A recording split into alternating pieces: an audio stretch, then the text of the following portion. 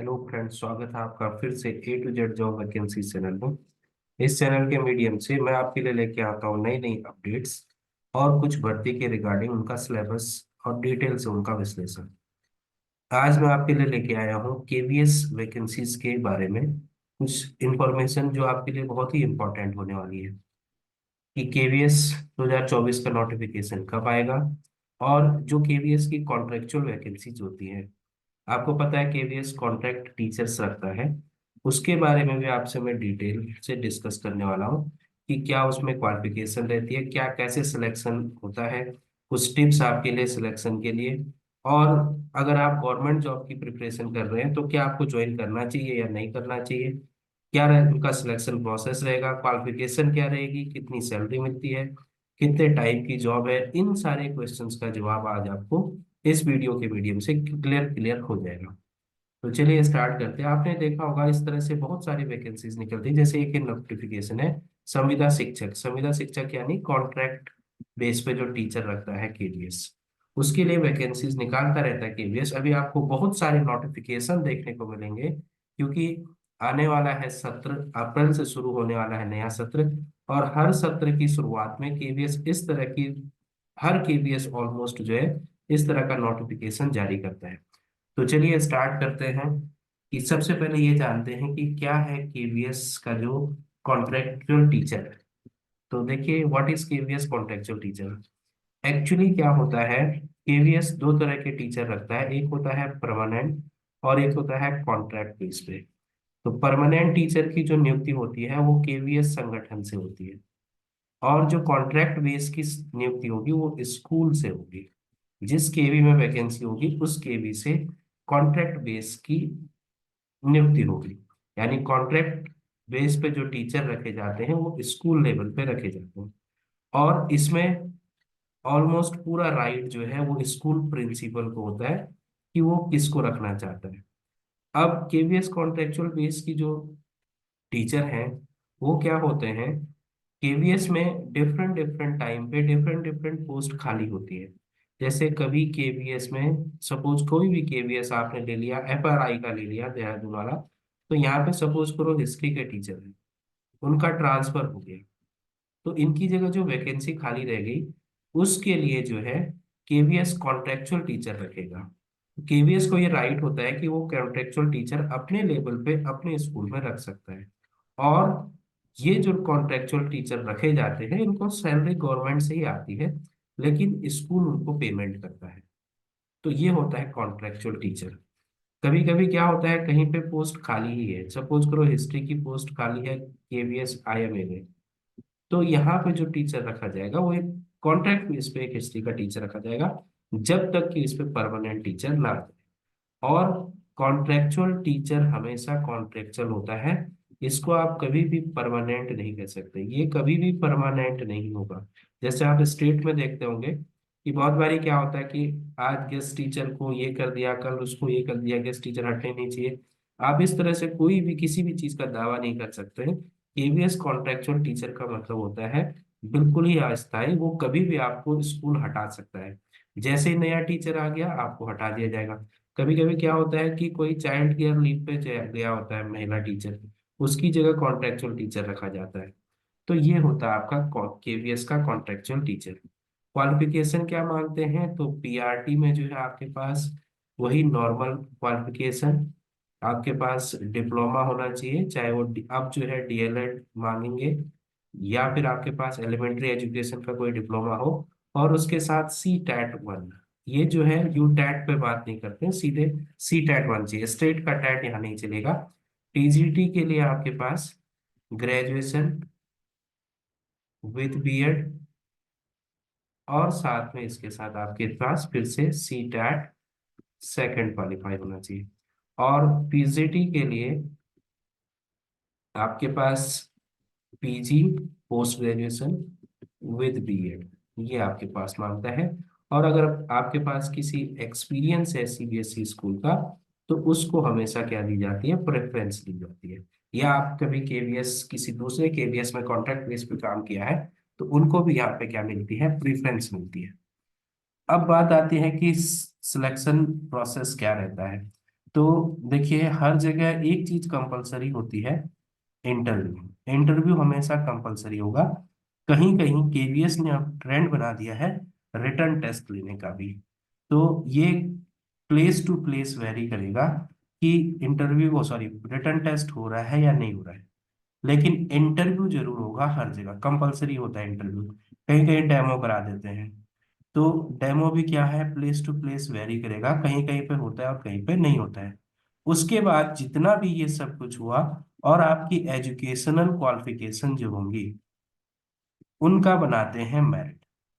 जो मार्क्स आपने इंटरव्यू में गेन किए होंगे, या डेमो है तो डेमो में गेन किए होंगे, रिटर्न टेस्ट है तो रिटर्न टेस्ट में गेन किए होंगे, और मेरिट बनाएगी तब एजुकेशन क्वालिफिकेशन को भी लेगी। अब इनके फिक्स रूल होते हैं कि 10th का इतना मार्क्स है तो इतने गुणांक मिलेगा, इस तरह से ये मेरिट बनाते हैं। और उस मेरिट में जो टॉप पे होगा उसका सिलेक्शन होता है। अब ये जो इंटरव्यू के मार्क्स हैं ये इन पे डिपेंड करते हैं कि किसको कितना देंगे। एजुकेशन क्वालिफिकेशन के मार्क्स तो आपको अपने हिसाब से मिल जाएंगे। प्लेस टू प्लेस जो डेमो होगा उसके भी मार्क्स इन्हीं के हाथ में है। तो ये टोटली इनके हाथ में है कि किसको सिलेक्ट करते हैं। ये लोग क्या करते हैं, सिलेक्शन कमेटी बनाते हैं या पैनल बनाते हैं। उस पैनल में आपके पास सब्जेक्ट एक्सपर्ट होते हैं, साथ में आपके पास कोई कोई साइकोलॉजी के टीचर्स भी होते हैं। तो इन दोनों से कलेक्शन बनता है। और जब आपका इंटरव्यू होता है तो कहीं कहीं पे आपके पास इंटरव्यू में प्रिंसिपल भी बैठते हैं, या फिर स्कूल का जो हेड होगा, स्कूल का हेड यानी जो आपके पास कोऑर्डिनेटर्स होते हैं वो बैठते हैं। और तब जाके आपका सिलेक्शन होता है। अब कई लोगों को डाउट होता है कि इंटरव्यू में क्या पूछा जाएगा, तो आइए उस पर भी डिस्कस करते हैं। तो इंटरव्यू में क्या पूछा जाएगा ये सब कुछ किस पर डिपेंड करेगा, पैनल पे। और सबसे महत्वपूर्ण चीज है कि आपका जो सब्जेक्ट है वो आपको तगड़ा आना चाहिए। आपके पास सब्जेक्ट नॉलेज तगड़ी होनी चाहिए, तभी आपके पास जो है केवीएस आपको रखेगा। सब्जेक्ट नॉलेज हो, एक्सपीरियंस आपके पास हो, या तीसरी चीज आपको सीडीपी का नॉलेज हो। जैसे आपको आजकल जो नई नई चीजें चल रही हैं, एक बार जब भी आप केवीएस के इंटरव्यू में जाएं तो जो न्यू चीजें चल रही हैं जैसे फ्लिप फ्लॉप क्लासरूम हो गया, आजकल बहुत इसका कंसेप्ट चल रहा है फ्लिप फ्लॉप क्लासरूम। इसी तरह से आपके पास बहुत सारे नए नए टेक्निक्स हैं जिनसे टीचिंग हो रही है। तो इस तरह की टीचिंग टेक्निक या इस तरह के टूल्स के बारे में आपको पता होना चाहिए। ये इंटरव्यू में ज्यादा पूछा जाता है। और कोई भी इंटरव्यू हो सबसे पहले आपका क्या चेक होगा, कॉन्फिडेंस चेक होगा। बहुत से लोगों को डाउट होता है कि मीडियम से क्या होगा। तो देखिए आप चाहे हिंदी मीडियम हो चाहे इंग्लिश मीडियम हो, इससे आप घबराइए मत, मीडियम का कोई इश्यू नहीं होता है। आप इंग्लिश में जवाब दीजिए, हिंदी में जवाब दीजिए, या फिर आप मिक्स लैंग्वेज में जवाब दीजिए, इससे कोई ज्यादा फर्क नहीं पड़ता है। आप केवीएस के ओरिजिनल इंटरव्यू जो परमानेंट पोस्ट का इंटरव्यू होता है उसमें भी मिक्स लैंग्वेज इंग्लिश या हिंदी जिसमें आप कंफर्टेबल हो उसमें जवाब दे सकते हैं। वहां भी आपका इतना फर्क नहीं पड़ता है। हाँ ये जरूर है कि थोड़ा सा स्लाइटली अपर एज होता है परमानेंट वैकेंसी में अगर आप इंग्लिश टॉकिंग पे फोकस्ड है तो ये है आपके पास। मीडियम से आप डरे मत, ये स्कूल टू स्कूल वेरी करता है। अब आप साउथ इंडिया के केवीएस में जाएंगे और वहां हिंदी बोलेंगे तो नहीं चलेगा। ये चीज ध्यान रखिएगा। थोड़ा एक इम्पोर्टेंट पोर्शन होता है सीडीपी और new terms used in the education, उस पे आप फोकस कर लीजिएगा। सब्जेक्ट नॉलेज तो सबको रहता ही है। तो ये है आपके पास, इंटरव्यू से ज्यादा दिक्कतें नहीं होती हैं। जिस क्लास का इंटरव्यू दे रहे हैं या जिस पोस्ट का दे रहे हैं, टीजीटी का दे रहे हैं तो टीजीटी के सारे क्लासेस का नॉलेज, पीजीटी के सारे क्लासेस के बुक्स का नॉलेज आपको होना चाहिए। फिर देखिए लीव पॉलिसी, लीव मिलती है, यस लीव मिलती है, लेकिन ये टोटली डिपेंड करता है प्रिंसिपल पर। कहीं कहीं प्रिंसिपल आपको लीव देते हैं और कहीं कहीं नहीं भी देते हैं। तो ये पूरी चीज किस पे डिपेंड करेगी, प्रिंसिपल पे, कि आपको लीव कब मिलेगी, कितनी मिलेंगी और कैसे मिलेंगी। ये पूरा का पूरा किस पे डिपेंड करेगा, प्रिंसिपल पे। अब how to know about the vacancies, कैसे आपको पता चलेगा कि किस विद्यालय में इंटरव्यू चल रहे हैं। तो इसका एक पहला सोर्स है न्यूज़पेपर। न्यूज़पेपर के मीडियम से आपको मिल जाता है। दूसरा सोर्स है केवीएस स्कूल की वेबसाइट। हर अगर आप अपने स्कूल नज़दीक के स्कूल में देखना चाहते हैं तो यहाँ पर आप देख देख सकते हैं। फिर उसके बाद या आपके पास अदर जो है फ्रेंड से आप जो है नॉलेज ले सकते हैं, या आपके कोई टीचर अगर केवीएस में है तो उन टीचर से आप कलेक्ट कर सकते हैं वैकेंसीज के बारे में। तो बहुत रिलायबल सोर्स जो होता है वो केवीएस स्कूल वेबसाइट है। आप जिस केवी के लिए देखना चाहते हैं, सपोज करो आप अपने बगल के किसी भी केवीएस के लिए देखना चाहते हैं, तो उस केवीएस की वेबसाइट पर जाइए। और उस के हर केवीएस की वेबसाइट अपनी अपनी अलग अलग होती है, वहां पर आपको वैकेंसीज के बारे में पता लग जाएगा। अब कई कैंडिडेट्स ये कहते हैं कि साहब मेरा पैनल में तो टॉप में था, लेकिन नाम था, लेकिन ज्वाइन करने नहीं बुलाया। कि आप लिस्ट में तो टॉप में थे, आपको पता लगा, लेकिन आपको ज्वाइन नहीं कराया। तो देखिए प्रॉब्लम क्या है। आप केवीएस के नोटिफिकेशन देखते होंगे तो वो सारे पोस्ट के लिए वैकेंसी निकाल देता है। उसने साल के स्टार्टिंग में सारे पोस्ट के लिए वैकेंसी निकाली, इंटरव्यू भी कंडक्ट करा दिए सारे के लिए। अब जरूरी थोड़ी कि सारी पोस्ट खाली हो। तो अगर सारे के लिए इंटरव्यू करा रहे हैं और पोस्ट खाली नहीं है तो आपको रखेगा क्यों। तो होता क्या है, वो साल भर के लिए पूरा इंटरव्यू प्रोसेस कलेक्ट कर लेता है साल के स्टार्टिंग में। अब उससे क्या होगा कि जैसे सपोज करो मई में उनकी ट्रांसफर हुए और एक टीचर हिंदी का ट्रांसफर चला गया, तो तब जो है टीजीटी हिंदी या पीजीटी हिंदी जो भी गया होगा उसकी वैकेंसी खाली हो जाएगी, और तब आपको कॉल आ जाएगा कि आप आइए ज्वाइन कीजिए। ऐसे ही एक पीजीटी साइकोलॉजी या पीजीटी मैथ्स की टीचर थी सपोज, और वो सीसीएल पे चले गई 1 या 8 महीने की सीसीएल पे, तो उस टाइम आपको बुला दिया जाएगा। तो ये होता है जब आपके पास वैकेंसीज होती है उस पर्टिकुलर स्कूल में, तभी आपको बुलाते हैं। तो ये ध्यान रखिएगा कि आपका इंटरव्यू, हर केवीएस जो है इंटरव्यू कंडक्ट करा लेता है अप्रैल में, अप्रैल से पहले पहले। और फिर पूरे सेशन में जब वैकेंसी होती है तब आपका बुला लेता है। और एक चीज ध्यान रखिएगा, केवीएस में एक सेशन में एक बार जो है इंटरव्यू के लिए बुलाया जाता है, और फिर अगले सेशन में, नेक्स्ट सेशन में फिर से दोबारा वैकेंसीज आएंगी, दोबारा इंटरव्यू होंगे। तो केवल एक सेशन में एक ही बार इंटरव्यू होता है, उसमें से सिलेक्टेड कैंडिडेट को बुला लिया तो ठीक, नहीं तो फिर अगले साल होगा, अगले साल दोबारा से प्रोसेस होगी। अब उसमें अप्लाई करना पड़ेगा आपको दोबारा, और फिर आपको इंटरव्यू देना पड़ेगा। ऐसा नहीं कि पिछले साल वालों को दोबारा बुला लिया, ऐसा बहुत कम होता है। एवरी ईयर जो है KVS has to conduct the interview, and then they will select the candidate amongst the all the appearing candidate in the interview. So जितने लोग पार्टिसिपेट करेंगे उसमें से सेलेक्ट करके तब जाके होता है। दूसरा क्या है कि केवीएस, आगे देखते हैं कि केवीएस में क्या है। क्या सरकारी नौकरी की तैयारी कर रहे लोगों को कॉन्ट्रेक्चुअल में ज्वाइन करना चाहिए। अब एक चीज मैं बता दूं, केवीएस आपको सैलरी तो अच्छा देता है, सैलरी पर डे के हिसाब से मिलती है। तो सैलरी आपके पास एक अच्छा खासा अमाउंट होता है। मीन्स अगर आप किसी नॉर्मल प्राइवेट स्कूल में जाएंगे तो उससे ज्यादा आपके पास अमाउंट मिलेगा। फिर आपको सीखने को बहुत कुछ मिलेगा, सीखने को बहुत कुछ मिलेगा केवीएस के स्कूल्स में, क्योंकि ये स्टेट के स्कूल नहीं है, सेंटर के स्कूल है। यहाँ बहुत सारी एक्टिविटीज होती हैं। जिस तरह से एक प्राइवेट स्कूल में एक्टिविटीज होती हैं, वही हाल ऑलमोस्ट केवीएस का भी होता है। प्राइवेट टीचर से ज्यादा काम भी हो सकता है किसी किसी केवीएस में। जो मेन केवीएस होते हैं उनमें प्राइवेट स्कूल टीचर से ज्यादा काम होता है।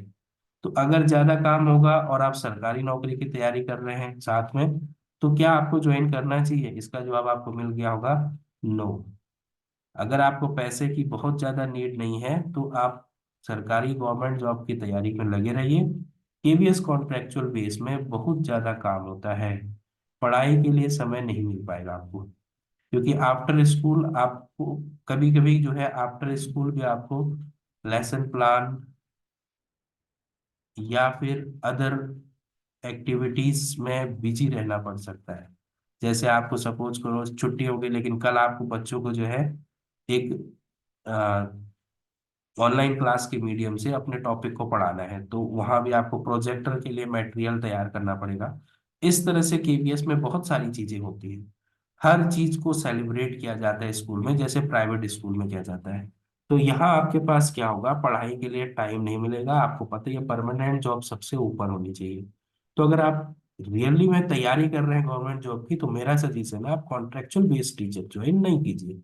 आपको सीखने को बहुत कुछ मिलेगा, लेकिन दिक्कत होगी अगर आपका सपोज करो एग्जाम हो गया, उस टाइम आप नहीं पढ़ कर पाएंगे जॉब। तो केवीएस आपसे टाइम ज्यादा लेगा, सैलरी आपको पता है अच्छी खासी देता है, लेकिन एक्टिविटीज ज्यादा होने की वजह से आपका टाइम ज्यादा कंज्यूम हो सकता है। तो ये था केवीएस के बारे में, कॉन्ट्रेक्चुअल बेस के बारे में। अब जो केवीएस की वैकेंसीज हैं, क्या वो 2024 में आ सकती हैं? तो परमानेंट वैकेंसीज अगर आएंगी भी तो इस साल लास्ट में आ सकती हैं, वो भी केवल 50-50% चांसेस है, ऐसा जरूरी नहीं है कि आएंगी। हालांकि केवीएस में पोस्ट बहुत सारी खाली होंगी, लेकिन वैकेंसीज आपको इस साल देखने को मिले इतना जरूरी नहीं है, क्योंकि पिछले साल ही वैकेंसी आई थी और उसका प्रोसेस जो है इस साल तक चला हुआ था, तो अभी अभी कंप्लीट हुआ है प्रोसेस। तो इतनी जल्दी केवीएस वैकेंसी नहीं निकालेगा, 1-2 साल बाद ही वैकेंसी आती है जनरली। लेकिन अगर जरूरत हुई केवीएस को तो वो वैकेंसी निकाल सकता है, लेकिन इस साल के एंड से पहले कोई केवीएस की वैकेंसी मुश्किल ही देखने को मिल सकती है। तो ये था आज का अपडेट। तो देखिए, आपको केवीएस कॉन्ट्रेक्चुअल बेस अगर ज्वाइन करना है, तो अगर आप खाली हैं तब तो ज्वाइन कर लीजिए। कॉन्ट्रेक्चुअल अच्छी सैलरी देते हैं, बहुत कुछ आपको सीखने को मिलेगा, लास्ट कंक्लूजन यही निकलता है। और आपको जो है एक केवीएस के सिस्टम से पता चलता है, कई सारी चीजें आपको पता लग जाती हैं सिस्टम की। और साथ में लेकिन अगर आप तैयारी कर रहे हैं तो अपनी तैयारी पर ही फोकस्ड रहिए। आज नहीं तो कल आपका सिलेक्शन जरूर होगा। और अगर आप अपने मार्ग से भटक गए इधर उधर तो सिलेक्शन होने में दिक्कत होगी, क्योंकि केवीएस कॉन्ट्रैक्चुअल बेस्ड टीचर हो या केवीएस टीचर हो, उन लोगों के पास वर्कलोड अच्छा खासा रहता है। और अगर वर्कलोड अच्छा खासा रहेगा तो आप तैयारी नहीं कर पाएंगे जिस तरह से आप फ्री होकर तैयारी कर पाएंगे। इसी तरह की अपडेट्स के लिए A to Z job vacancies channel के साथ बने रहिए, और चैनल को सब्सक्राइब करना मत भूलिए। अपने फ्रेंड सर्कल में भी चैनल को शेयर कीजिए, लाइक कीजिए और चैनल को सब्सक्राइब कीजिए। मैं आपके लिए लेके आऊंगा एक नया अपडेट। तब तक चैनल के साथ बने रहिए। All the best, good bye.